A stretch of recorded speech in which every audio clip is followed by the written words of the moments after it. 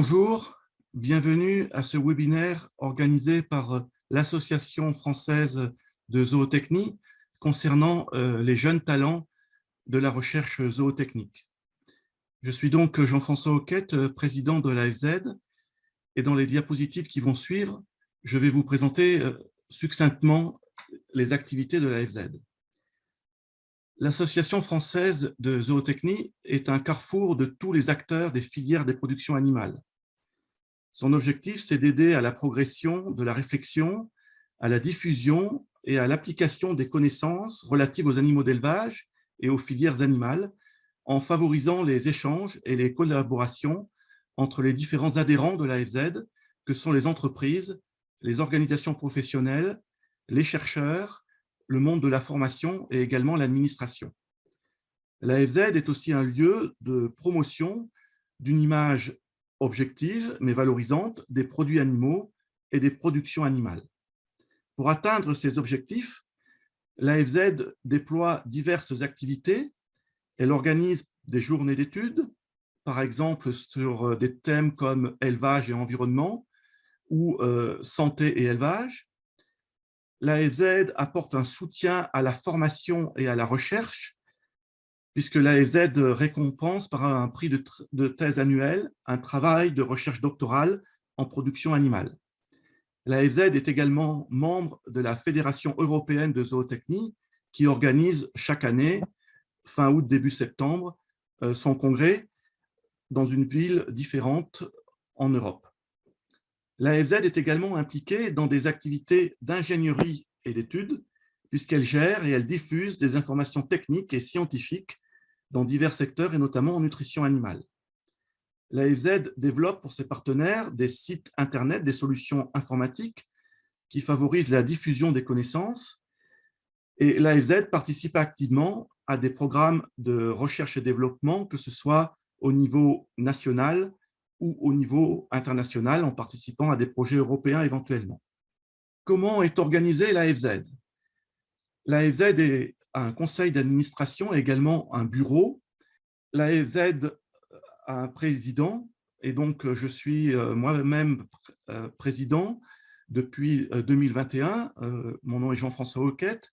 L'AFZ a été fondée en 1949 et elle a eu comme président successif le professeur André Max Leroy, qui a fondé l'AFZ, puis le professeur Julien Colléhou, Claude Béranger, Daniel Sauvant et Patrick Chapoutot, ici présents.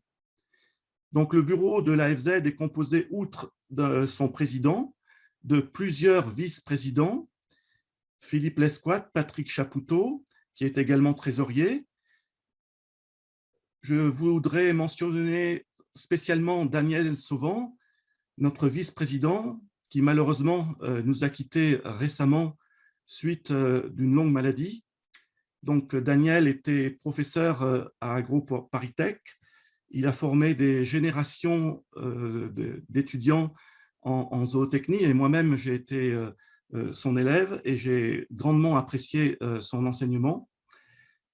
Daniel était également mondialement connu pour ses activités de recherche, que ce soit en nutrition animale ou en modélisation, par exemple. Il a été président de l'AFZ et il s'est fortement impliqué dans les activités de l'EAP, et l'AFZ lui rendra hommage très prochainement. Au nom de l'AFZ, je remercie Daniel pour toutes ses activités et tout ce qu'il a apporté à notre association.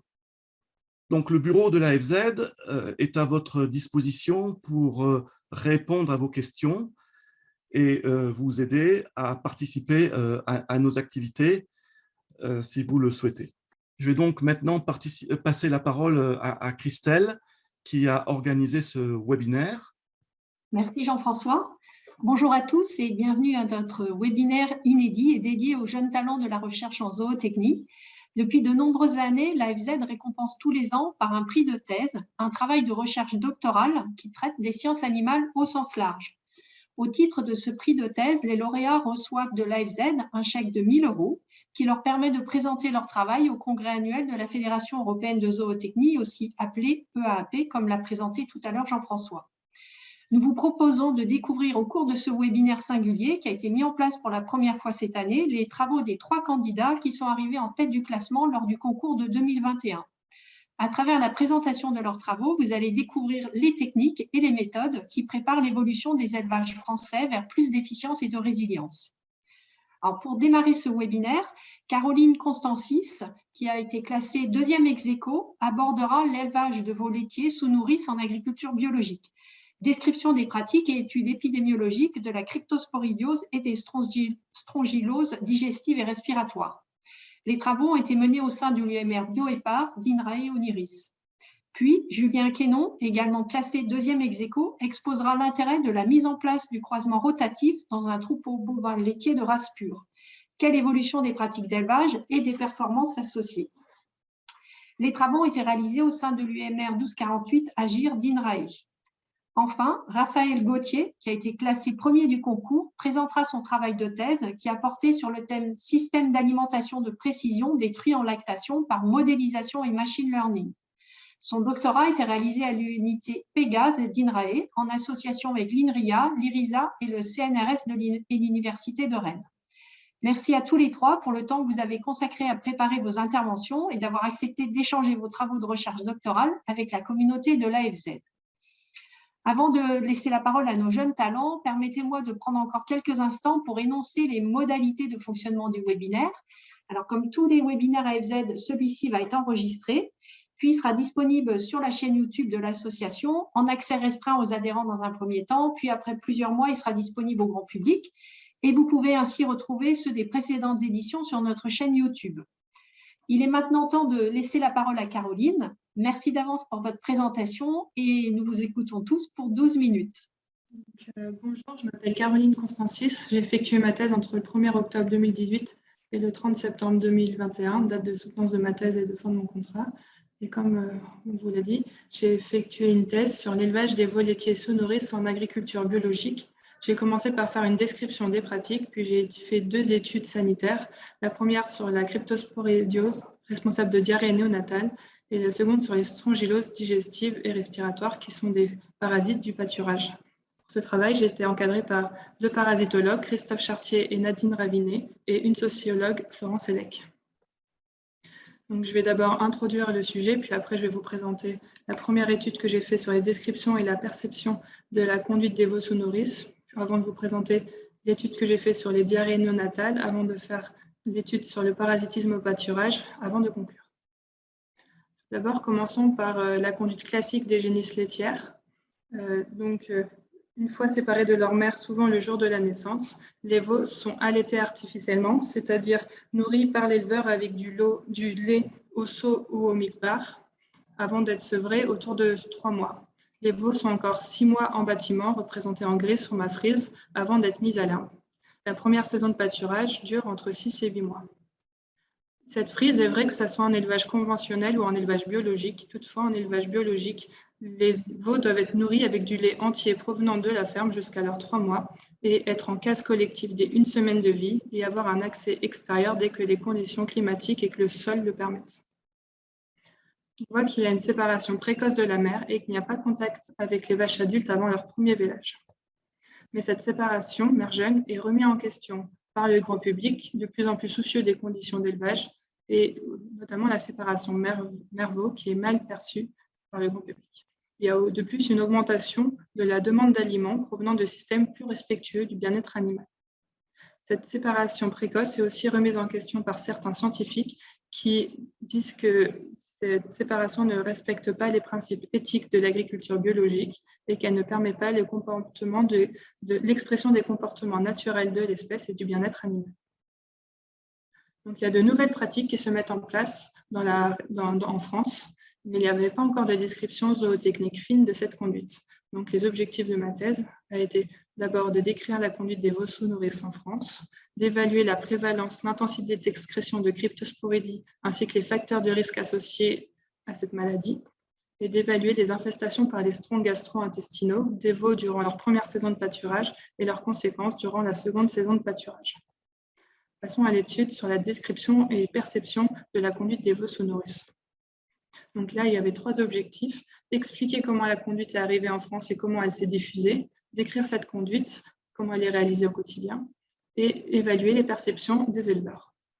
Donc pour cela, j'ai effectué des enquêtes semi-directives dans 20 fermes, principalement présentes dans un bassin laitier biologique dans le nord-ouest de la France, en Pays de Loire, quelques élevages en Bretagne et un élevage en Normandie. Ces entretiens ont duré entre 1 heure et 1 heure 30 et je les ai effectués entre janvier et mars 2019. J'ai complété cette étude par une analyse documentaire. Et on voit en fait que c'est une conduite qui s'est mise en place suite à un voyage d'études d'un groupe d'éleveurs du Finistère, animé par la Chambre d'agriculture de Bretagne, en recherche d'autonomie basée sur le pâturage. Ils ont fait ce voyage en Angleterre en septembre 2009 et ils ont vu 2 élevages qui faisaient cette conduite et qui répondraient à cette problématique.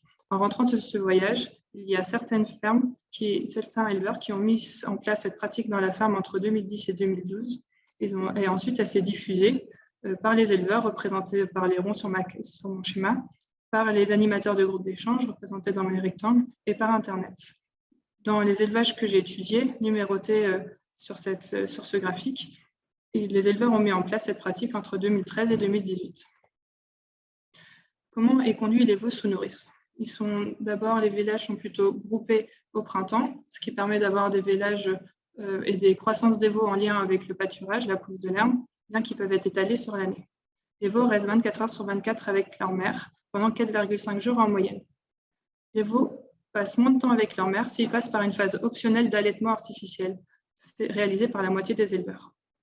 Ensuite, ils passent par une phase d'adoption qui consiste à mettre 2 à 3 veaux par vache nourrice. Les vaches nourrices sont des vaches plutôt de réforme, donc avec des problèmes de mamie, de boiterie principalement, bien que certaines peuvent être sélectionnées pour leur qualité maternelle. Elles représentent à peu près 12% du troupeau. Et il est conseillé de faire adopter des veaux du même âge et âgés à peu près d'1 semaine. L'adoption se fait plutôt dans des petites cases équipées de cornadis et entraves, et utilisées si besoin. Et c'est une phase clé qui demande de la surveillance de l'éleveur.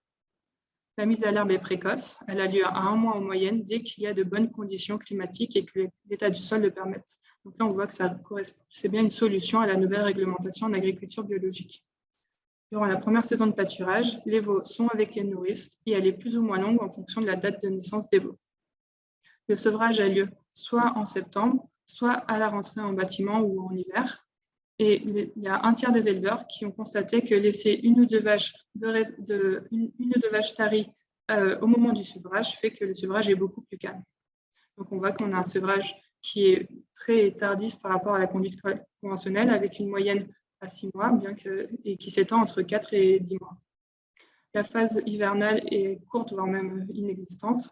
Et la seconde saison de pâturage, les génisses sont sevrées, elles pâturent seules et elle est très longue, entre 8 et 11 mois.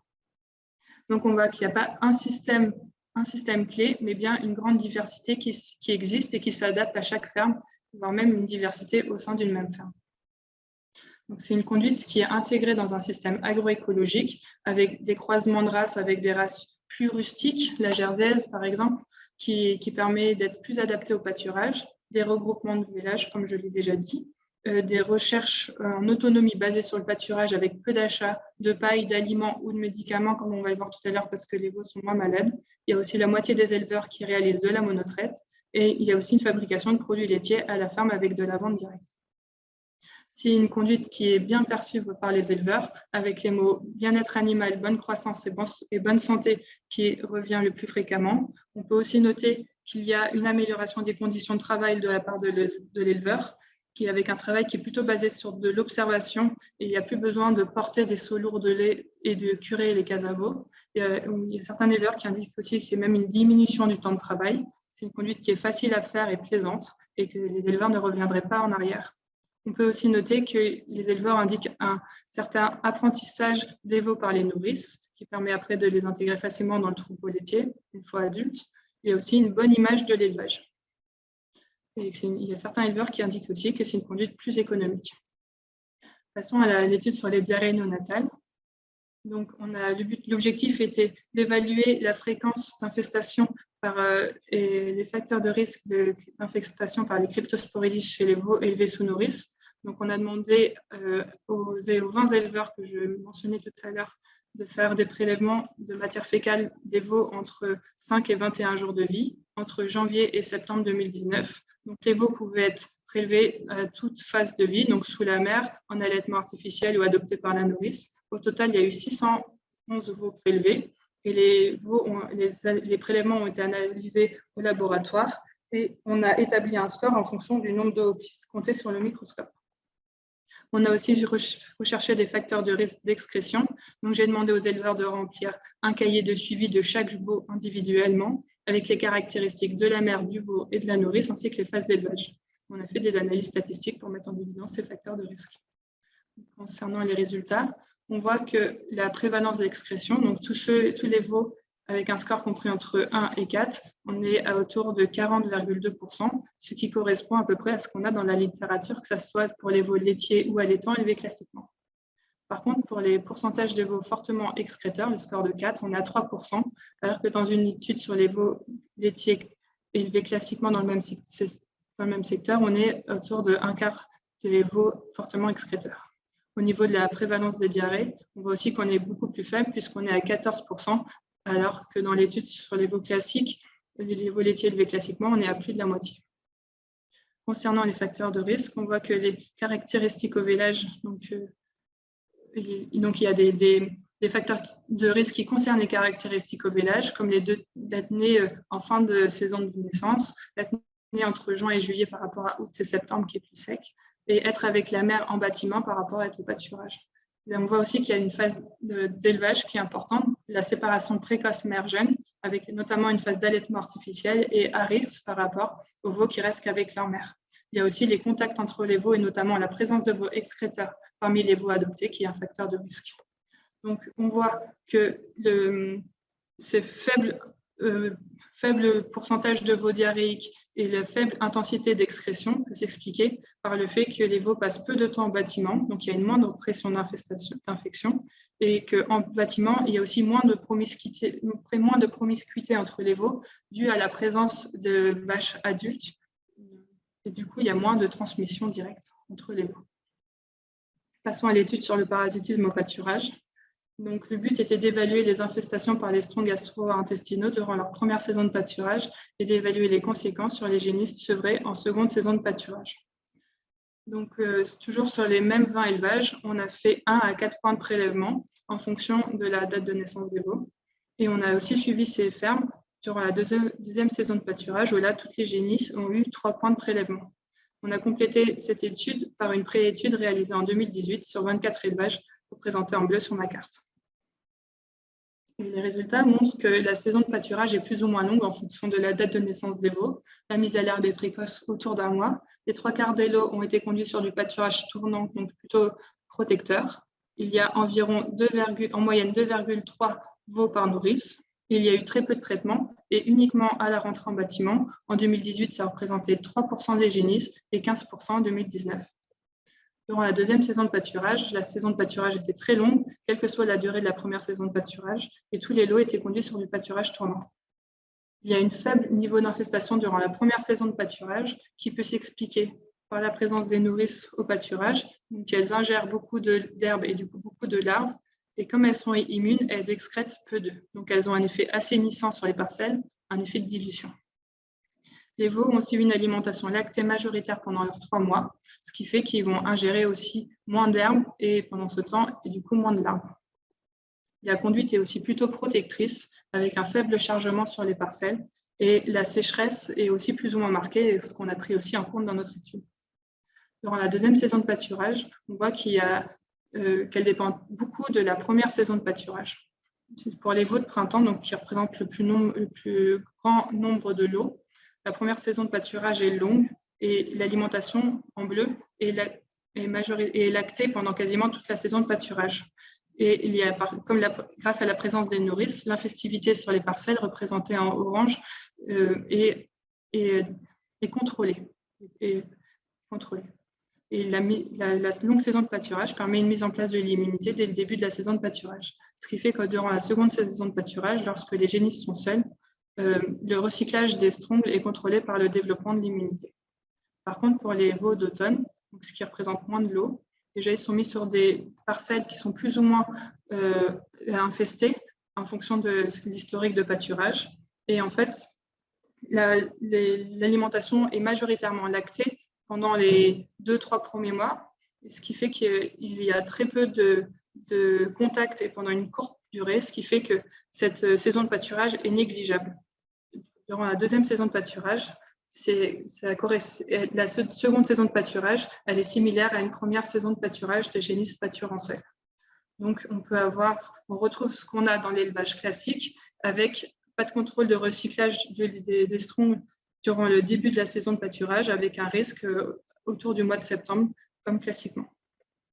Une petite diapo sur les croissances. On voit que, en fait, donc déjà, il y a des vélages, il y a des courbes de croissance en fonction de la date de naissance des veaux, et on voit que les GMQ représentées dans les rectangles, elle est majoritairement supérieure à 800 grammes par jour, donc avec de bonnes croissances dans les 6 premiers mois des veaux, ce qui est représenté sur ma courbe.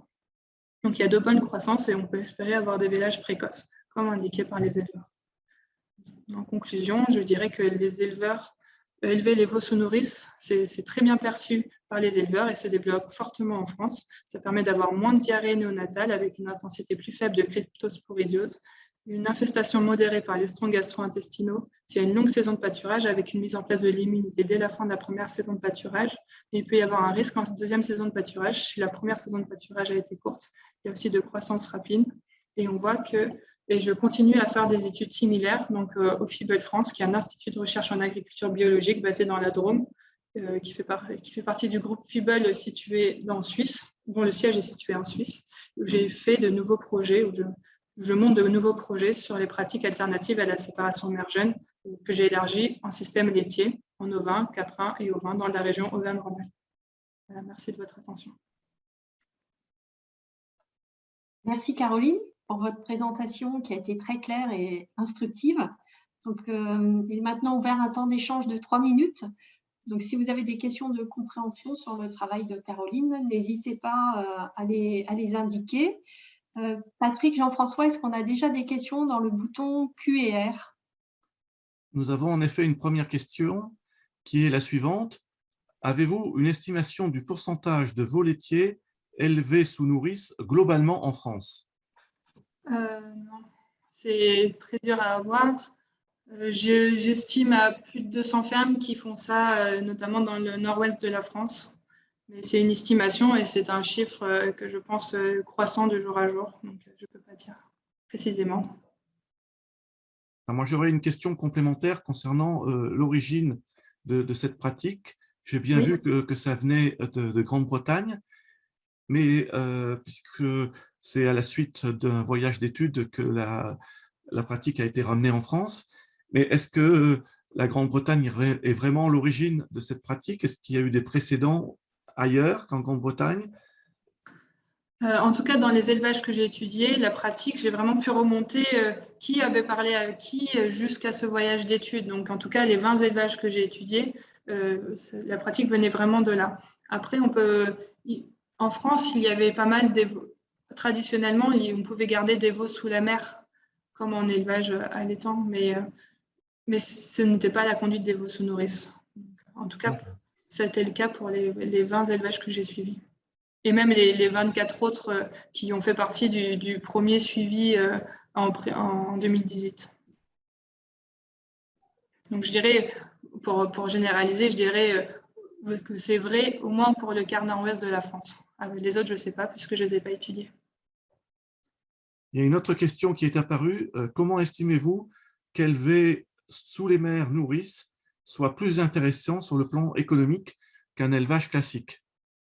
Là, je n'ai pas fait d'études réellement là-dessus sur ma thèse. Par contre, il y a des éleveurs qui ont mis ça en place, qui l'ont fait avec leur comptable. Et c'est vrai que si on prend que en compte la conduite des veaux sous nourrice toute seule, ce n'est pas rentable parce que ça nécessite d'avoir une vache en plus à nourrir, dont le lait ne va pas être commercialisé. Il va peut-être avoir moins de lait commercialisé au final. Mais si on prend l'ensemble de la conduite basée sur le pâturage avec du coup une longévité des vaches augmentée, il peut y avoir aussi une plus faible pourcentage comment on appelle ça, de renouvellement du troupeau permis par cette conduite grâce à la longévité des vaches, moins de maladies, donc moins de traitements, moins d'achats de médicaments, moins de temps de travail. Au final, globalement, j'ai des chiffres qui montrent qu'en fait, il y a très peu d'intrants achetés, avec peut-être du lait, un petit peu moins de lait vendu, mais de meilleure qualité, parce que du coup, toutes les vaches à cellules peuvent être mises en nourrice,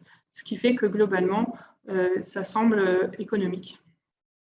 Alors, un dernier commentaire et des dernières questions. Il semblerait qu'il y a 20 ans, il y avait ce type de pratique sur quelques élevages en Franche-Comté. Pardon. Et du coup, il y a plusieurs questions. Quelle est la prévalence des veaux sous nourrice au Royaume-Uni? Et existe-t-il certaines situations sanitaires où cet élevage n'est pas préconisé? Alors, la prévalence des veaux au Royaume-Uni, je ne saurais pas te dire, à part ces 2 fermes. Donc, c'était vraiment une ferme précurseur qui avait mis ça en place. Et la seconde avait déjà copié sur la première en comparant en fait la croissance avec, je crois que c'était des gros lots, donc 50 veaux qui étaient sous nourrice et 50 veaux qui étaient élevés classiquement. On voyait de gros écarts de croissance qui étaient plus importants avec des croissances supérieures pour les veaux sous nourrice. Mais je ne sais pas plus que ça sur le Royaume-Uni. Et concernant les situations sanitaires, les élevages avec la paratuberculose, je ne peux pas le conseiller, ça c'est sûr. Maintenant, pour les autres, il ne semble pas avoir de contre-indication à faire cette pratique. Et c'est Isabelle Paillet qui a répondu au Royaume-Uni, c'est Epsilon, qui est l'animatrice du groupe d'échange de la Chambre d'agriculture de Bretagne, qui a mis en place qui a organisé ce voyage d'études en Angleterre. Très bien, merci. Je propose peut-être de passer aux interventions suivantes et de garder les dernières questions pour la partie questions générales. Merci encore, Caroline. Donc, nous allons laisser la parole à Julien Quénon. Donc, Julien, nous sommes à votre écoute pour 12 minutes également. Merci. Eh bien, merci. C'est bon, on m'entend? Très bien. Très bien. Alors donc, bonjour à toutes et à tous. Je vais vous présenter du coup quelques éléments de la thèse que j'ai réalisée à l'UMR Agir à Toulouse, encadrée donc par Stéphane Ingrand, Marie-Angélina Magne et Michel Uru, et qui porte sur la mise en place du croisement rotatif dans un troupeau de bovins laitiers de race pure, et avec un focus sur l'évolution des pratiques d'élevage et des performances qui sont associées. Alors, quelques éléments de contexte tout d'abord. L'élevage de bovins laitiers, il est basé principalement sur la race pure Holstein, et la maîtrise du progrès génétique se fait par sélection et donc est basée sur l'indexation. La race Holstein a été très largement diffusée, que ce soit dans les pays industrialisés ou en particulier en France, où elle reste encore majoritaire, enfin dominante, on va dire, même dans des systèmes, par exemple en agriculture, conduits en agriculture biologique. Alors, ça, malgré les atouts que cela a permis en termes de développement, notamment de la production laitière par vache, il y a quelques limites qui ont commencé à pointer dans les années 2000, et notamment la limite de la spécialisation laitière de la race Holstein s'est manifestée par une dégradation des performances des traits dits fonctionnels, par exemple la fertilité des animaux, et c'est ce qu'on a observé donc au cours des années 2000. Et donc ça occasionne une augmentation du coût économique. Pour répéter le nombre d'IA, par exemple, ça augmente la charge de travail imputée aux éleveurs, et ça limite, on va dire, le fait d'avoir moins recours aux intrants, puisqu'au contraire, ça pousse à gérer ces problèmes de fertilité autrement. Alors, des alternatives à la conduite en race de pure Holstein, il y en a plusieurs, à commencer par la conduite en race pure, mais en utilisant d'autres races qui ont peut-être des traits des traits fonctionnels un petit peu plus développés, ou alors d'adopter la conduite en multirace. Mais parmi toutes ces solutions, il existe également la conduite en croisement de races laitières, donc que j'appellerai par la suite croisement laitier, et donc qui consiste en l'accouplement d'individus de 2 races différentes, aboutissant à un individu de première génération F1, donc à 50% de gènes de la race A et 50% de gènes de la race B. Dans le cadre de ma thèse, je me suis intéressé plus particulièrement au croisement rotatif 3 voies, c'est-à-dire qui implique 3 races et qui présente, on va dire, l'avantage de maintenir l'hétérosis dans le temps, c'est-à-dire au fur et à mesure des générations, et qui permet, on va dire, en quelque sorte, un compromis entre le nombre de races utilisées, et donc un maintien de l'hétérosis, et en même temps, on va dire, des contraintes de gestion qui sont liées au fait de trouver à chaque fois des doses de races différentes pour inséminer les vaches. Donc en France, mais d'ailleurs dans de nombreux autres pays industrialisés, c'est une pratique qui reste relativement minoritaire, mais qui est en développement. Alors même si ça représente que 1,5% en 7 ans depuis 2010, c'est une pratique qui reste voilà, en croissance et qui se localise principalement dans les bassins laitiers, en fait, les bassins laitiers majoritaires en France, donc dans le quart nord-ouest.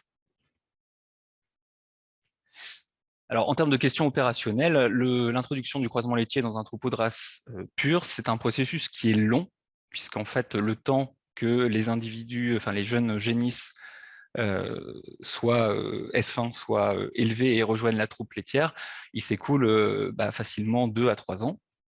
Et donc, globalement, c'est un processus qui met du temps à l'échelle du troupeau pour on va dire, se faire sentir.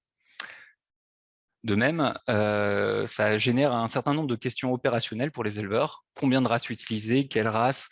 Dans quel ordre associer ces races? Sur combien de vaches du troupeau? Est-ce que c'est sur l'intégralité des vaches ou est-ce que seulement sur une partie limitée du troupeau pour expérimenter, par exemple? Et pareil, le choix de ces animaux sur lesquels on fait de l'insémination en croisement, voilà, ce sont des questions qui se posent. Et ensuite, donc à l'échelle du troupeau, on a une diversification de sa composition au fur et à mesure que le croisement est pratiqué. Et donc, ça pose des questions sur les conséquences en termes de performance à l'échelle du troupeau et notamment de son évolution au fur et à mesure que la composition du troupeau évolue elle aussi. Donc, les questions de recherche que je me suis posées dans ce travail, donc c'est d'abord les modes de gestion technique qui sont mis en œuvre par les éleveurs pour introduire le croisement rotatif. Donc ça, ce sont les résultats que j'appellerai ensuite évolution des pratiques, pour simplifier. Et la deuxième question sur laquelle je vais m'intéresser ici, dans cette présentation, c'est la part du croisement, enfin, quelle part du croisement rotatif explique l'évolution des performances des troupeaux au sein duquel on met en place le croisement.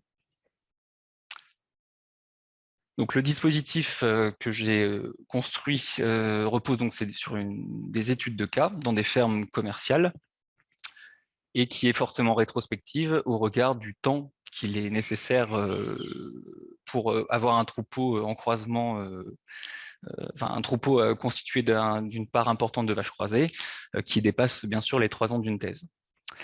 C'est un dispositif mixte donc, qui combine des approches qualitatives et quantitatives, un échantillonnage par méthode boule de neige assez adapté puisqu'il n'y a pas vraiment de registre sur les élevages qui conduisent le croisement aujourd'hui. Et les critères donc, des éleveurs avec une ancienneté dans la pratique du croisement et un troupeau où on pouvait espérer voir un effet sur les performances, donc avec une part de vaches croisées importante. Des troupeaux donc inscrits au contrôle laitier afin d'avoir accès au contrôle de performance et une diversité de contextes d'élevage.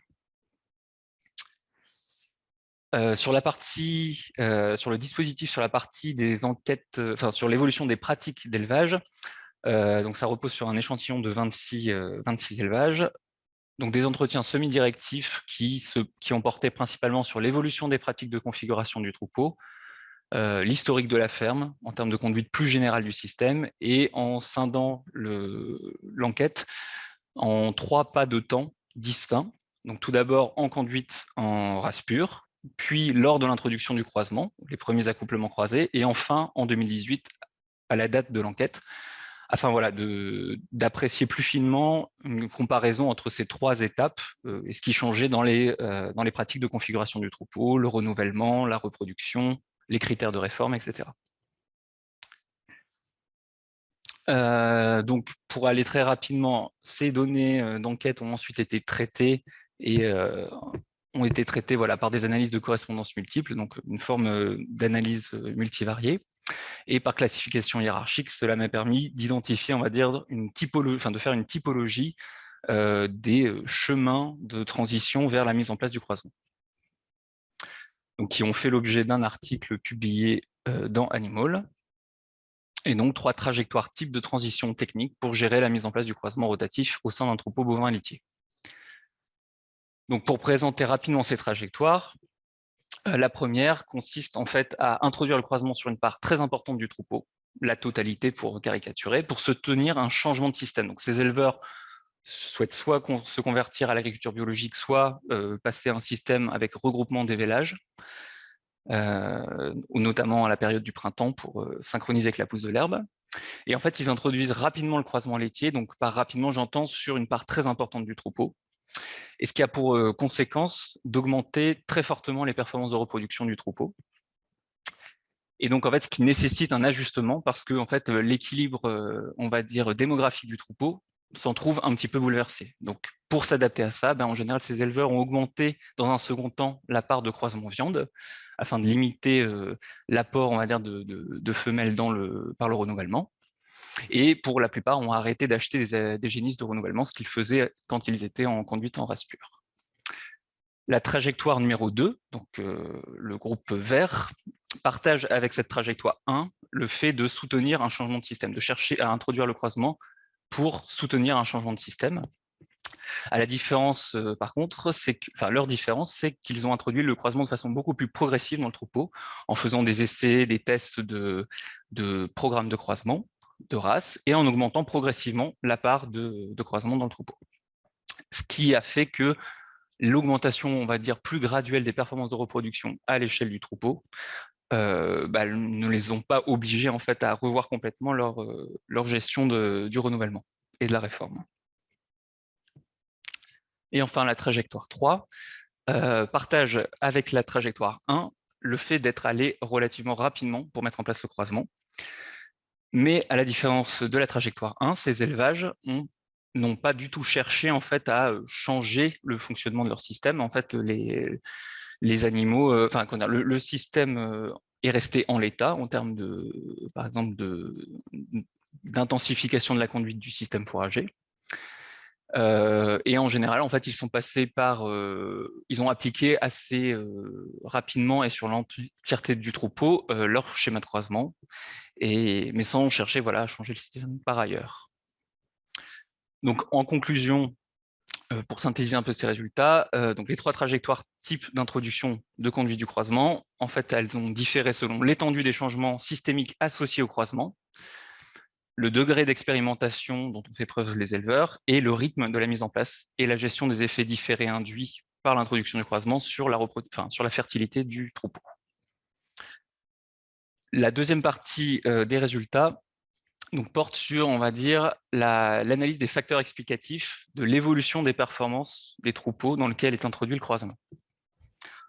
Si je devais synthétiser brièvement les résultats, c'est le croisement, en fait, il compte pour l'évolution de certaines performances, mais autant que l'état initial des performances et les changements du système fourrager, des changements beaucoup plus systémiques. Le croisement seul ne suffit pas à expliquer l'évolution des performances. Alors pour ça, je me suis appuyé sur les performances, les résultats du contrôle laitier d'un sous-échantillon de l'échantillon que j'avais utilisé pour les résultats précédents, une extraction des données de performance, une extraction des données raciales et généalogiques par la base de la SNIG, et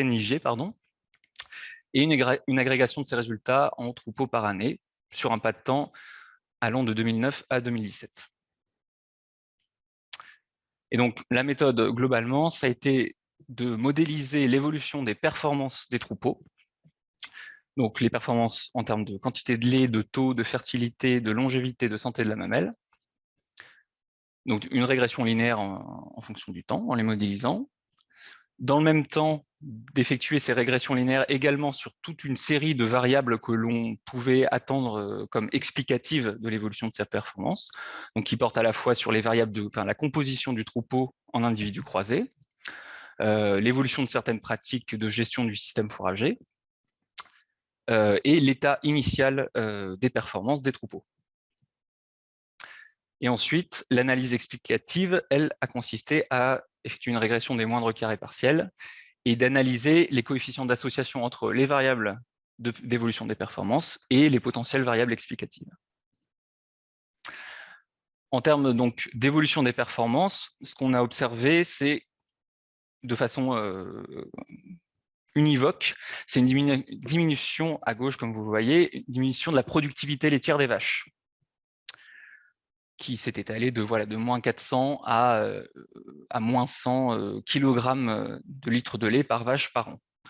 Mais dans le même temps, on a une augmentation de l'effectif des troupeaux, ce qui fait qu'à l'échelle de la production laitière des troupeaux, on a on va dire une compensation effectuée par les éleveurs de la perte de productivité laitière des vaches.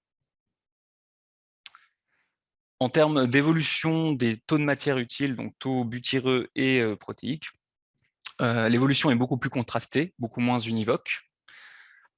Concernant les performances de traits fonctionnels, la fertilité a globalement augmenté dans les troupeaux, comme vous le voyez à gauche. L'évolution de la santé de la mamelle, elle, est beaucoup plus contrastée et on a une augmentation moins marquée, mais quand même notable, de la longévité des vaches dans le troupeau. Donc, je passe rapidement donc, sur les résultats de la PLS, qui est notable sur deux composantes, le lait du troupeau, la longévité, et dans la deuxième composante, la fertilité et la santé mamelle. Donc, en prenant juste l'exemple de la composante 2, on voit que l'augmentation généralisée de la fertilité dans les troupeaux qui introduisent le croisement est d'autant plus forte qu'on a des troupeaux initialement très productifs et avec des performances de fertilité dégradées. Donc, l'augmentation est d'autant plus forte que en fait, les troupeaux ont des mauvaises performances de fertilité initialement. Et c'est d'autant plus, cet effet d'augmentation de la fertilité suite au croisement est d'autant plus fort que l'éleveur consent quelque part à une diminution de la productivité laitière des vaches du troupeau.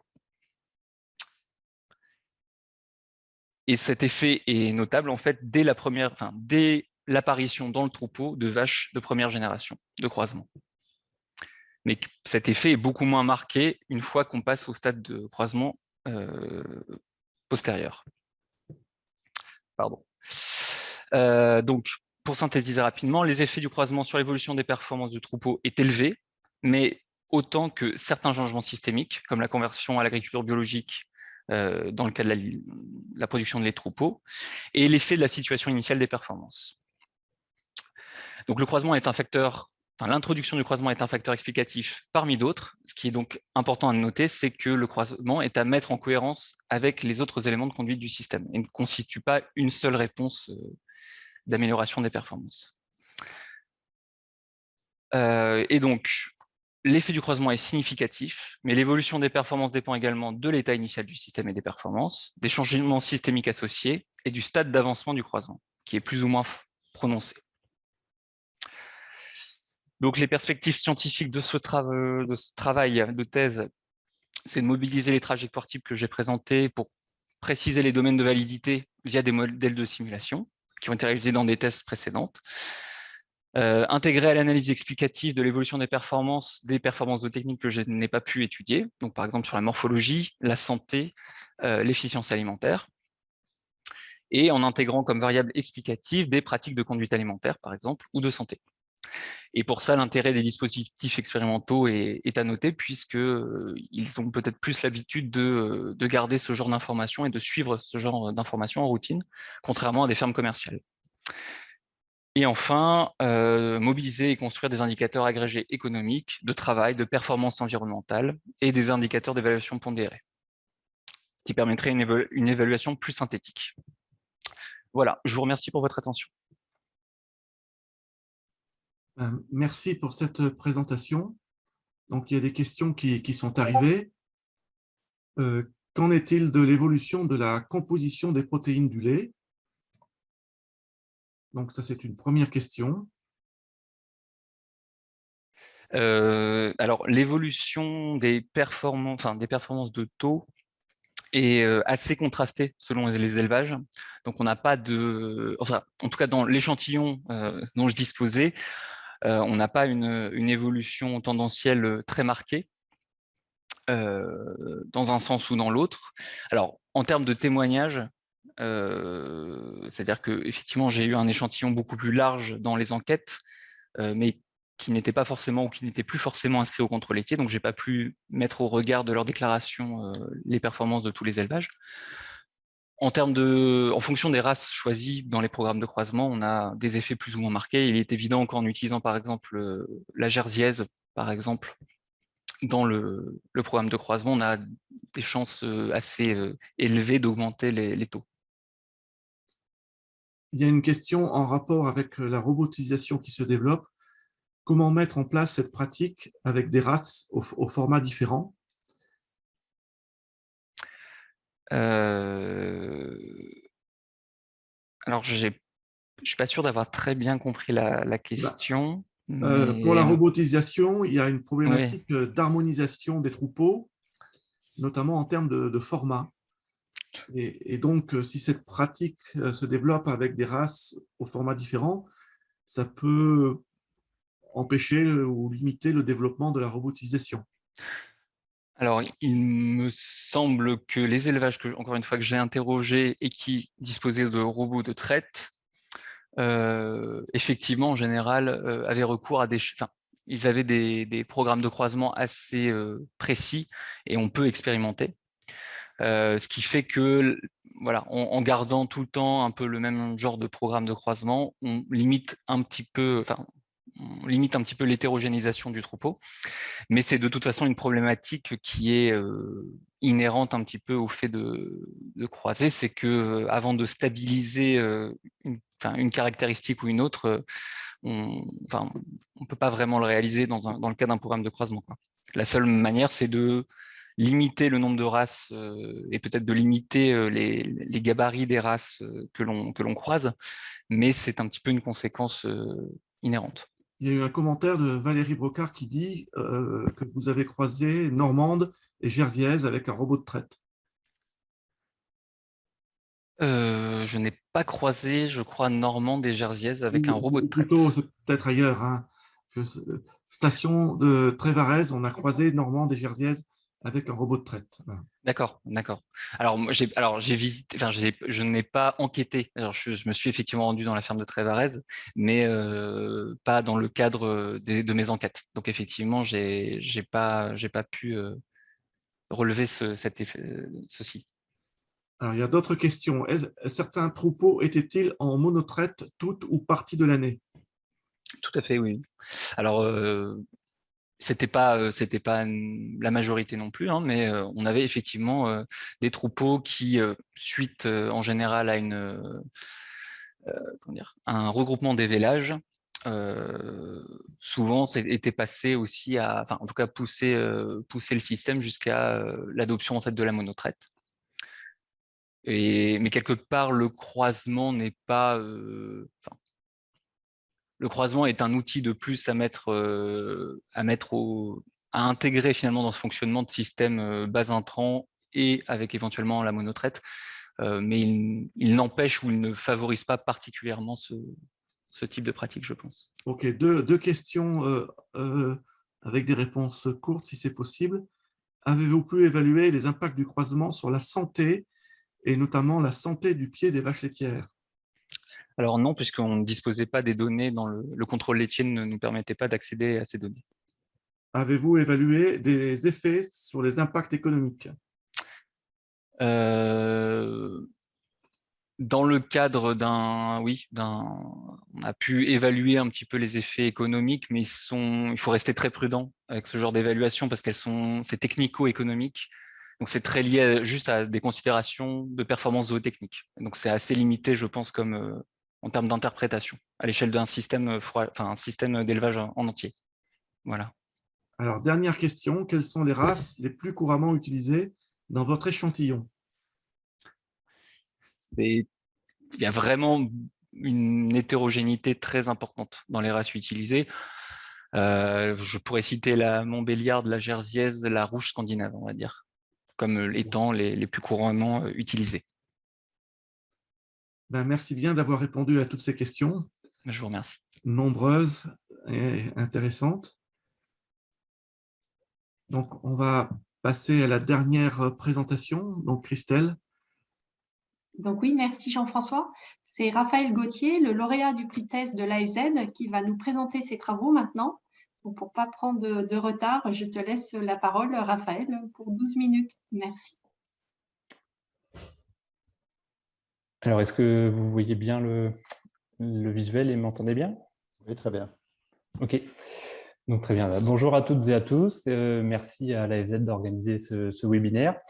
Aujourd'hui, je vais vous parler d'un système d'alimentation de précision qui a été réalisé pour les truies en lactation à partir d'approches par modélisation et machine learning. Donc, c'est une thèse qui a été réalisée sous la direction de Jean-Yves Jourmade de l'INRAE et de Christine Vergouet de l'INRIA. Donc, l'alimentation, tout d'abord, c'est quelque chose qui est au cœur de multiples enjeux et innovations en élevage. Donc, l'alimentation est reliée au bien-être, au comportement et aux performances des truies. Bien entendu, l'alimentation, c'est un lien très important pour l'économie d'exploitation à travers le coût alimentaire. Et lorsque l'alimentation est apportée en excès par rapport aux besoins, et ben là, on a des rejets de polluants dans le sol et dans l'eau. Donc, l'idée derrière l'alimentation, c'est toujours d'adapter les apports nutritionnels au plus près des besoins individuels des animaux. Dans le même temps, on va avoir donc, le numérique et de nouvelles technologies qui apparaissent. Ces nouvelles technologies nous permettent de collecter davantage et de plus en plus de données en élevage, des données à la fois plus nombreuses mais aussi plus hétérogènes. Et on a de nouvelles pratiques d'alimentation qui apparaissent. Et donc, ces innovations-là vont demain nous permettre d'apporter des quantités de nutriments plus justes et au bon moment pour chaque animal. Donc l'idée, c'est derrière l'alimentation, c'est toujours d'améliorer la durabilité des élevages, une meilleure utilisation des ressources alimentaires et dans notre cas, d'utiliser des nouvelles technologies pour y parvenir. Donc un petit focus à présent sur l'alimentation des truies en lactation. Donc en lactation, la mise en place de la production laitière, elle va se traduire par une hausse des besoins nutritionnels de la truie très important, que ce soit en énergie, en acides aminés ou en minéraux. En général, l'ingestion des truies elle est insuffisante et donc on a l'apparition de déficits nutritionnels qui vont avoir des conséquences néfastes pour les cycles de reproduction ultérieurs de la truie, pour la croissance des porcelets ou encore la longévité de la truie. Donc on a des besoins très particuliers en lactation. Pour y répondre, on a en parallèle des systèmes d'alimentation qui évoluent. De manière conventionnelle, les systèmes reposent sur un aliment unique qui va être distribué ad libitum, et c'est un aliment qui va être très riche en nutriments. Ça présente l'avantage, un tel système, d'avoir simplement une décision à prendre pour tout le troupeau quant à la composition de l'aliment que l'on va distribuer pour toute la période de lactation. Mais en contrepartie, on va avoir des truies sous-alimentées avec les conséquences négatives que je vous ai citées précédemment, et des truies qui vont être en situation de suralimentation avec cette fois-ci des rejets de nutriments absorbés en excès ou une augmentation des coûts qui n'est pas souhaitable. Depuis quelques années maintenant, on a des systèmes dits de précision qui apparaissent. Et ces systèmes de précision-là, ils vont reposer sur un mélange de plusieurs aliments qui va être effectué en temps réel et pour chaque animal. Donc là, le côté un peu différent et un peu négatif, c'est qu'on va avoir une décision à prendre par animal et par jour quant à la composition de l'aliment et de la ration que l'on veut distribuer. Donc ça, c'est le côté négatif. Par contre, on va mieux prendre en compte la variabilité individuelle des besoins nutritionnels des animaux. Et ça a déjà été testé chez la truie en gestation et le porc en croissance avec des effets positifs et tout à fait intéressants sur la diminution, par exemple, des rejets ou la diminution des coûts alimentaires. Donc l'objectif de la thèse, ça a été de mettre au point et d'évaluer un premier outil d'aide à la décision, de manière un outil qui va être informatisé, pour tester l'alimentation de précision chez la truie en lactation. Donc sur cette diapositive, je vais m'arrêter un petit peu plus longtemps, c'est la démarche de construction de notre outil. Donc on va le lire de gauche à droite, avec tout d'abord ici des données qui vont être récupérées par les éleveurs ou par des capteurs. Donc ces données-là, elles vont concerner soit la truie, soit sa portée, soit son environnement. Donc ça va être par exemple le rang de portée de la truie, son poids vif, la croissance de la portée ou la consommation d'aliments de la truie. Toutes ces informations-là, on va les stocker dans une base de données qui va servir vraiment de cœur pour la suite des étapes.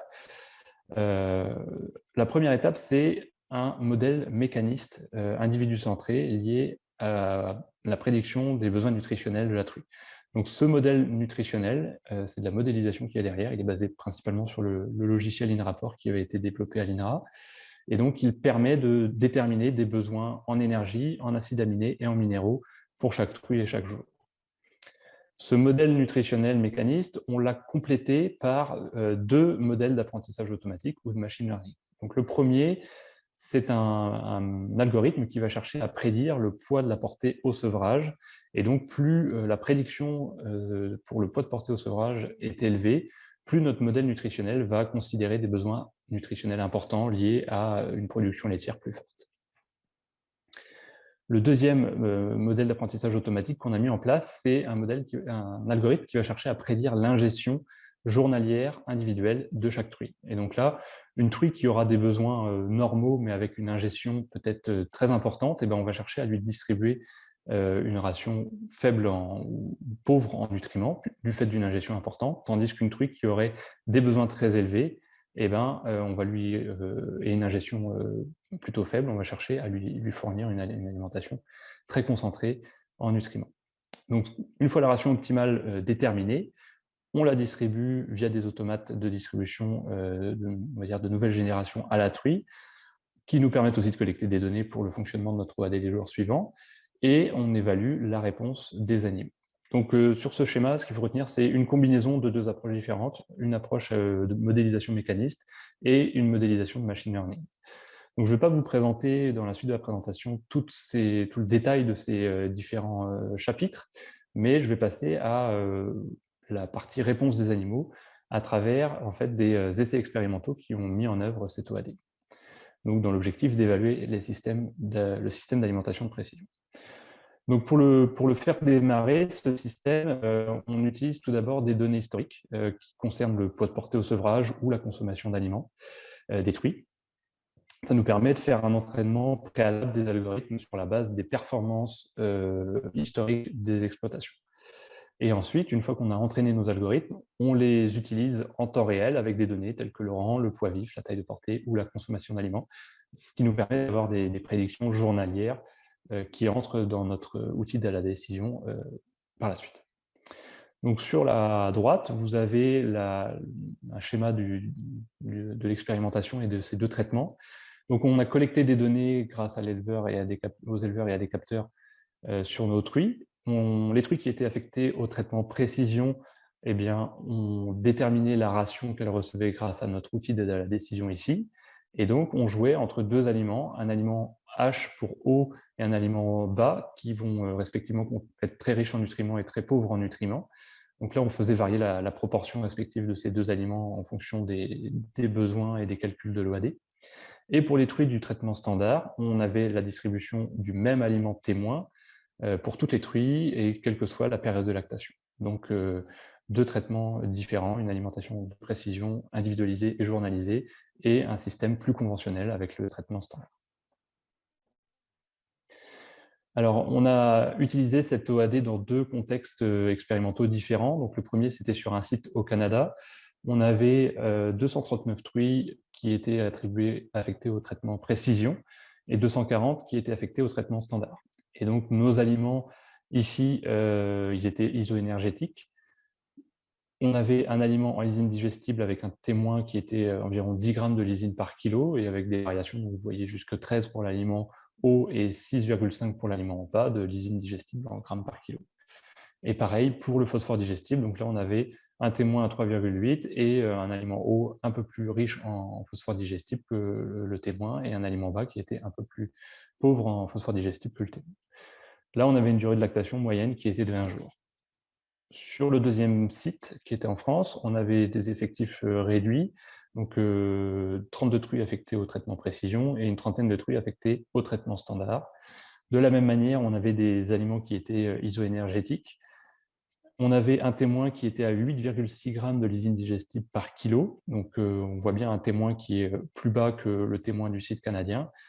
Et de la même manière, un témoin pour le phosphore digestible qui était de 3,3 grammes de phosphore digestible grammes par kilo, un peu plus faible que le témoin du contexte canadien. Et cette fois-ci, on avait une durée de lactation moyenne de 28 jours. Donc, quand on passe aux résultats, tout d'abord, sur des performances zootechniques, ce que l'on a observé, c'est que Dans le contexte canadien comme dans le contexte français, la consommation des truies était identique selon les deux traitements, standard et précision. On avait des truies qui mangeaient environ 6 kg d'aliments par jour au Canada et plutôt de l'ordre de 7 en France. Quant à la croissance de portée, maintenant, donc elle est en kilogrammes par jour, on avait une croissance de portée qui était légèrement supérieure à 3 kg par jour dans le traitement standard du contexte canadien et légèrement inférieure à 3 kg par jour dans le traitement précision du contexte canadien. Et donc cette différence-là, elle était significative. On n'a pas vu de différence dans le contexte français, sans doute du fait de l'effectif qui était plus faible, mais on avait des très bonnes performances également. Au niveau de la perte de poids vif détruit, ce que l'on a observé dans le contexte canadien, c'est qu'on avait des pertes qui étaient globalement très faibles, toutes inférieures à 10 kg au cours de la période de lactation. Elles étaient quasiment à zéro pour les truies du traitement standard et elles étaient de 7 kg pour les truies du traitement précision. Donc cette différence, elle était significative. Et dans le contexte français, on n'a pas vu de différence significative quant aux pertes de poids vif. Donc, combiner une légère baisse de croissance de portée pour le traitement précision, ici, complet à une hausse des pertes de poids vif de la truie pour le traitement précision, en fait, on s'est rendu compte en analysant nos données qu'on avait un algorithme de prédiction du poids de portée au sevrage qui avait établi une relation sur la base des données historiques et cette relation avait légèrement dévié dans le temps au fur et à mesure de l'essai, qui s'est allé sur quelques mois. Et donc, c'est pour ça les truies ont mobilisé un peu plus de réserves corporelles pour obtenir une croissance de portée légèrement inférieure. Sur ce nouvelle slide, on a donc la composition des rations distribuées. Ce que l'on observe en bleu, c'est le pourcentage d'aliments hauts distribués dans la ration standard. Et donc, que ce soit au Canada ou en France, on a bien quelque chose qui a été stable et constant au cours de toute la période de lactation. Ce qui contraste avec la stratégie précision, parce que là, on voit bien qu'on a une évolution de la quantité et de la proportion d'aliments hauts qui a été distribuée au cours de la période de lactation, et avec une variabilité au sein des truies affectées à cette stratégie. Ensuite, on passe à la différence entre les apports et les besoins nutritionnels. Donc, sur ces graphiques, donc on va lire le premier ici à gauche, qui concernait la lysine digestible. On a en ordonnée la différence entre l'apport et les besoins en grammes, exprimés en grammes en fonction du jour de lactation. Donc là, l'idée, c'est d'avoir quelque chose le plus proche possible de zéro, puisque quand on est à zéro, ça veut dire que nos apports couvrent tout juste nos besoins. Ce que l'on constate, c'est que dans le traitement standard, on a des truies qui reçoivent de manière systématique des apports qui sont en excès, qui se situent en excès par rapport aux besoins en lysine digestible. Tandis que pour les truies du traitement précision, eh bien, on a quelque chose de beaucoup plus, on va dire une pente moins forte, donc quelque chose de beaucoup plus constant, bien que légèrement en dessous zéro, ce qui rejoint ce qu'on a vu auparavant sur la mobilisation des réserves corporelles, du fait d'une alimentation qui était un petit peu juste en termes d'apport en lysine digestive. Pour le phosphore digestible, eh bien là, on a les mêmes observations, c'est-à-dire un traitement standard où le phosphore digestible est apporté en excès, comparativement à notre traitement précision où les apports sont plus près de zéro et donc plus ajustés aux besoins. Je ne vais pas décrire ce schéma sur la France, mais les conclusions sont globalement les mêmes. Enfin, au niveau des bénéfices environnementaux, ce que l'on a pu observer, c'est qu'on avait une réduction de l'azote ingéré dans le contexte canadien de l'ordre de 20% en faveur du traitement précision et dans le contexte français de l'ordre de 8% en faveur du traitement précision. Ça s'est traduit au niveau de l'azote excrété par également une baisse de l'azote excrété en faveur du traitement précision de 28% dans le contexte canadien et de 19% pour le traitement précision dans le contexte français. Donc des bénéfices environnementaux. Enfin, au niveau du phosphore excrété, les mêmes tendances, une réduction de 42% du phosphore excrété pour le traitement précision et une réduction de 13% dans le contexte français. Je suis en présentation, merci. Pardon, excusez-moi.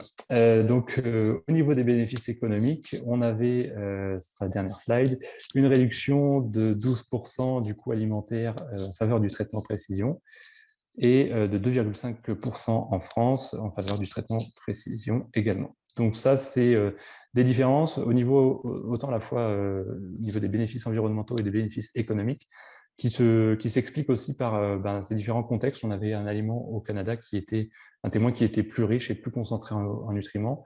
Donc l'alimentation de précision était d'autant plus intéressante que le témoin était riche et concentré en nutriments. En conclusion, donc on a bien eu à la fin de cette thèse la constitution d'un outil d'aide à la décision informatisé pour l'alimentation de précision détruit en lactation. Ça constitue un changement de paradigme puisqu'on est passé de système conventionnel où on avait une décision par troupeau à un nouveau système où on a cette fois-ci une décision à prendre par animal et par jour. On a bien mis en avant et en tout cas bien vu que le numérique et le machine learning étaient vraiment des outils importants pour traiter, analyser et prédire des données en élevage en temps réel. On a eu des performances zootechniques très proches avec quelques écarts qu'on a pu expliquer et enfin des bénéfices environnementaux et économiques qui sont en faveur de l'alimentation de précision. Je vous remercie pour votre attention et puis je vous écoute pour vos questions. Merci. Merci Raphaël pour ton exposé qui a été très clair et riche en informations. Alors Jean-François, Patrick, est-ce qu'on a des questions qui sont arrivées dans le bouton Q&R pendant la présentation?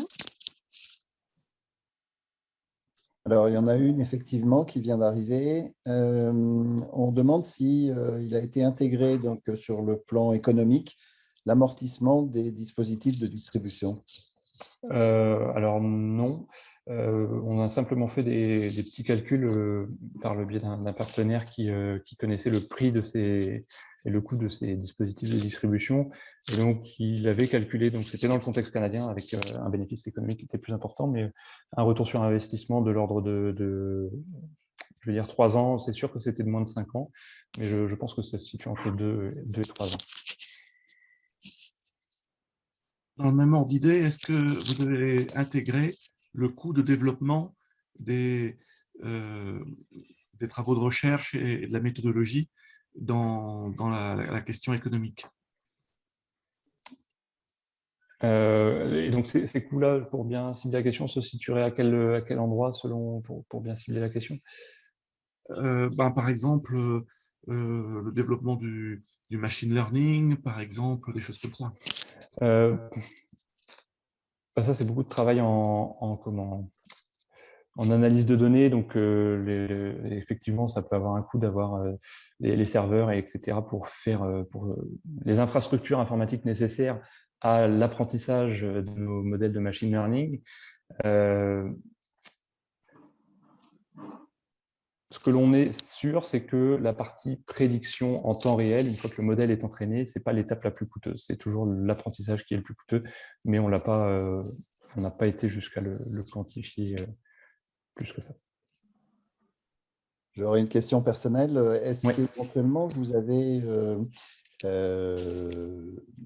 prévu un brevet ou une protection des modèles ou des outils utilisés? La description, la construction de l'OAD telle que je vous l'ai présentée, donc ça, c'est des éléments qui sont publiés aujourd'hui. Il n'y a pas de protection particulière sur le reste parce que c'est forcément d'intérêt pour, je pense, l'industrie, mais il y a toujours de la place pour les gens qui voudraient travailler là-dessus et on a vu quelques petits ajustements qui étaient nécessaires. Donc, c'est des travaux qui sont encore à mener si besoin et si intérêt. Je vois qu'il y a des questions qui sont arrivées, notamment une qui porte sur l'état sanitaire des truies, ce qui avait été différente. Nous, non, on n'a pas vu de différence. Les seules différences qu'on a pu voir, c'est simplement cette mobilisation un peu plus importante des réserves corporelles quand notre algorithme de prédiction perdait en qualité de prédiction à partir d'un certain stade. Mais ça n'a pas été jusqu'à induire ni un allongement du retour en œstrus, ni de problèmes sanitaires particuliers sur nos truies par la suite. Donc, voilà. OK. Et il y en aura une autre sur les hypothèses que vous pouvez avoir de l'impact sur le bien-être des truies et des porcelets de ces systèmes. L'avantage est certain si on arrive à mieux maîtriser la mobilisation des réserves corporelles des truies. Donc, on va avoir des truies qui vont beaucoup moins avoir de fonte en cours de fonte musculaire et de réserves corporelles en cours de lactation. Ça, dans la bibliographie et dans la littérature, c'est assez bien éclairé que c'est des truies qui vont avoir plus de facilité à revenir en oestrus, qui vont avoir moins de problèmes de reproduction ultérieure et donc qui vont avoir une longévité sur l'exploitation plus importante. Alors, nous avons également une autre question qui, elle, porte sur la taille des élevages. Est-ce que ces systèmes sont adaptés à toute taille d'élevage? Sur le côté, il me semble que oui, ça va être un coût d'avantage à l'unité, puisqu'il faut individualiser un certain nombre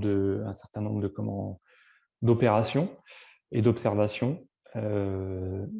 Donc, il faut pour que ce soit adapté, il faut à chaque taille d'élevage, il faut qu'il y ait des systèmes de distribution qui soient adaptés à chaque système. Mais pour les élevages de taille plus importante, ça va aussi dépendre de la main-d'œuvre. On a en général des élevages qui vont avoir tendance à augmenter en taille du fait d'un nombre d'éleveurs moins important, mais du coup des cheptels plus importants. Donc là, l'informatisation de tout ce processus-là, elle est d'autant plus pertinente, il me semble, mais ça n'empêche pas qu'on puisse l'utiliser sur des choses de taille plus modeste. Et j'aurais une question un peu en lien avec ça. C'est est-ce que vous savez quelle proportion d'élevages ont déjà des outils de type alimentation de précision en maternité en place?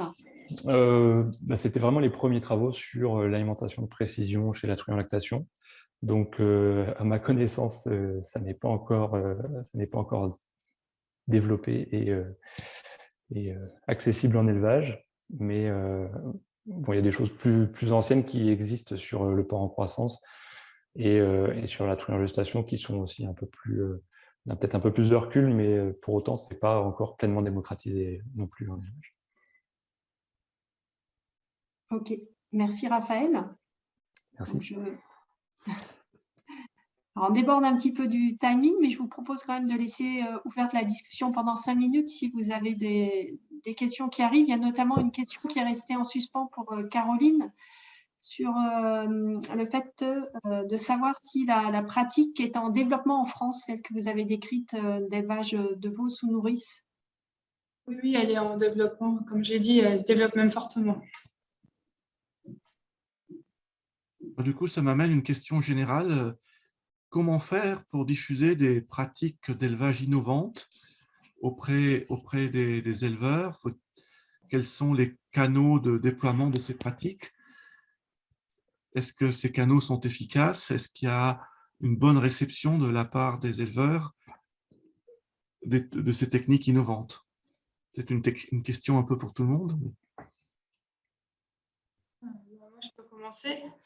Dans ma thèse, déjà, j'ai mis beaucoup d'importance à diffuser mes résultats pour les éleveurs. Donc, j'ai fait beaucoup de réunions de restitution. J'ai aussi participé à des groupes d'échange d'éleveurs, des formations sur les veaux sous nourrice. J'ai aussi fait des vidéos, 7 vidéos sur YouTube sur les veaux sous nourrice qui ont été pas mal vues. Il y a plus de 5000, même plus de 5000 vues sur l'une d'entre elles. On a fait aussi des webinaires de résultats. On a fait des 4 pages pour aussi avoir une trace écrite. Et je vais aussi participer au salon Tech & Bio qui a lieu en Normandie, là, où je présente aussi les résultats de ma thèse. Donc, je pense que je diffuse beaucoup les résultats de ma thèse personnellement et je trouve qu'il y a beaucoup de réponses derrière. Il y a beaucoup aussi de personnes qui me contactent, de stagiaires, d'éleveurs, d'animateurs pour avoir plus d'informations sur ces pratiques. Pour la partie qui me concerne, je pense qu'il y a de l'appétence ou de l'intérêt en tout cas pour les fabricants de distributeurs d'aliments, notamment pour mettre en place ces systèmes-là. Au niveau des éleveurs directement, je pense qu'avec les coûts des matières premières tels qu'ils sont aujourd'hui, je pense que chaque réduction ou chaque économie sera la bienvenue. Et puis, pour des considérations environnementales aussi, c'est quelque chose à prendre en compte dans l'attrait des éleveurs pour ces systèmes-là.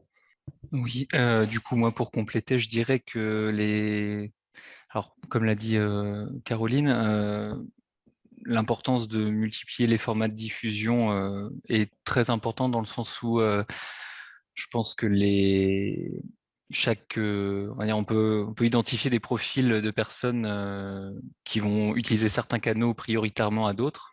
Donc en fait, on a une diversité, je pense, de façon d'appréhender ces innovations, si on parle d'innovation, qui va être pour certains par le proche en proche, par le bouche à oreille, d'autres en expérimentant par eux-mêmes, donc uniquement par les pairs, d'autres en s'intéressant effectivement aux travaux de la recherche. Mais donc je pense que alors ça n'est pas forcément toujours d'ailleurs aux personnes de la recherche de diffuser ces connaissances. Et il faut garder à l'esprit de toute façon que on ne touche que les personnes qui ont envie aussi de s'intéresser via ce canal-là plutôt, et qu'il est plutôt important, je pense, d'ouvrir justement, y compris à des personnes qui nous sollicitent, à d'autres façons de communiquer et d'autres médiums. Puisqu'encore une fois, dans le cas du croisement, typiquement, les voies de diffusion de cette innovation sont vraiment multiples. Alors, on aurait une question plus spécifique pour Raphaël. Est-ce que le système peut être adapté pour tenir compte du potentiel génétique des animaux comme le residual feed intake? Le système tient compte en fait du potentiel génétique des animaux à travers l'utilisation de données acquises en temps réel sur les performances de ces animaux-là. Donc, quand on a en fait une mesure très précise de la consommation alimentaire, par exemple, on a à travers cette mesure l'expression du potentiel génétique des animaux. Et donc, en l'ayant testé dans 2 endroits différents, on a une capacité d'adaptation du système à des génétiques différentes. Voilà. Merci Raphaël. Est-ce qu'il y aurait d'autres questions? Il est encore temps, si vous avez une question brûlante à leur poser. Et pour compléter ma précédente réponse, le temps qu'une question nouvelle arrive, ça nécessite un entraînement des algorithmes de machine learning préalables qui soient basés sur des données fiables et des données historiques en nombre important. Et justement, concernant ces algorithmes, il faut à peu près combien de temps pour les faire tourner pour la phase d'apprentissage? De l'ordre de la semaine ou 2 mois? Alors, on a testé plusieurs... en fait, l'intérêt de les faire aussi, de les entraîner aussi à l'échelle de l'élevage, c'est qu'on fonctionne sur un jeu de données qui va être réduit par rapport à si on avait des centaines d'exploitations ensemble. C'est l'approche qu'on a privilégiée nous. Donc, on peut avoir des temps d'apprentissage relativement courts, et là, ce n'est pas nécessairement en semaines dont on parle. Ça peut être en plusieurs heures. On peut avoir des modèles qui sont tout à fait adaptés et avec des relations apprises qui vont être de qualité pour la prédiction derrière. Merci Raphaël. Eh bien, s'il n'y a pas d'autres questions, on a une remarque qui va nous permettre d'arriver vers la fin du webinaire, qui vous remercie tous pour la qualité des travaux et la présentation sur ces thématiques qui sont pleinement d'actualité pour l'élevage. C'est M. Mancio qui fait cette remarque générale. Donc, comme on arrive au terme du webinaire, je remercie chacun pour la qualité des échanges, pour vos questions qui ont été nombreuses et pour toutes les réponses très éclairantes que vous avez pu apporter. Et l'AFZ renouvelle ses remerciements à chacun d'entre vous pour les enrichissants échanges et nous vous souhaitons une brillante carrière professionnelle à tous les 3. Nous vous donnons tous rendez-vous l'année prochaine pour une nouvelle édition des webinaires AFZ qui sont dédiés au prix des jeunes talents de la recherche en zootechnie. Et pour être informé de tous nos événements à venir, n'hésitez pas à nous suivre sur le site AFZ ou via les réseaux sociaux. Et si vous n'êtes pas déjà adhérent, je vous invite à adhérer afin de recevoir en direct toutes les informations par notre newsletter. Bonne fin de journée à tous. À très bientôt. Merci à vous. Merci aux participants et aux organisateurs. Merci. Au revoir. Au revoir. Au revoir à tous. Au revoir.